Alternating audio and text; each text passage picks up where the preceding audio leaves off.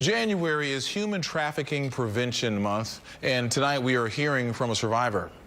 She spoke with KPRC 2 News reporter Michael Leparty, who has a closer look at efforts to tackle the issue for a stronger Houston.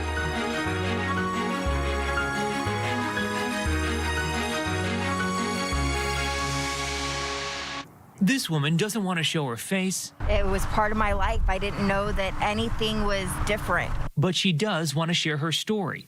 As a child, Susan says she was a victim of sex trafficking by her own father, and her mother knew about it. The only reason it ended is because I accidentally said something to a family member, and that brought up a bunch of red flags. January is Human Trafficking Prevention Month. You've probably heard about human trafficking, but what does it include? Human trafficking is when someone, through force, fraud, or coercion, is made to engage in the commercial sex trade or labor services. Christine Anthony Miller is commander of the Houston Police Department's Vice Division. We're a border state. We have many points of entry. We have large events held here. We're a popular destination for runaways. Some of the reports come in through the National Human Trafficking Hotline. The number is displayed in the community.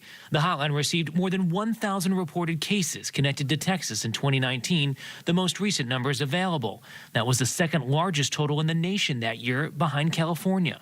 The commander told me that police are both proactive and reactive in addressing this issue. Not only do they respond to tips that come in from the hotline, they also go out into the community to try and identify victims. Most trafficking occurs to U.S. citizens, and they can be your next door neighbors. There are local groups working to help victims, including the nonprofit Elijah Rising. What we're really known for is going to the places where men and women are being exploited through sex trafficking. That could be on the street, in hotels, or a number of different places, getting them resources and real ways to get out of that situation. Sam Hernandez says the organization offers a safe house for women to recover, as well as a way to get them work experience making home goods. I think we want people to know that this is an issue that everyone can get involved in fighting. This woman now considers herself a survivor.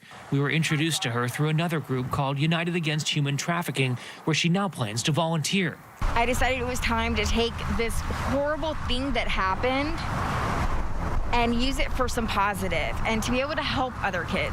She wants them to know that trafficking can happen in many places, including right at home. For a Stronger Houston, Michael Leparty, KPRC 2 News.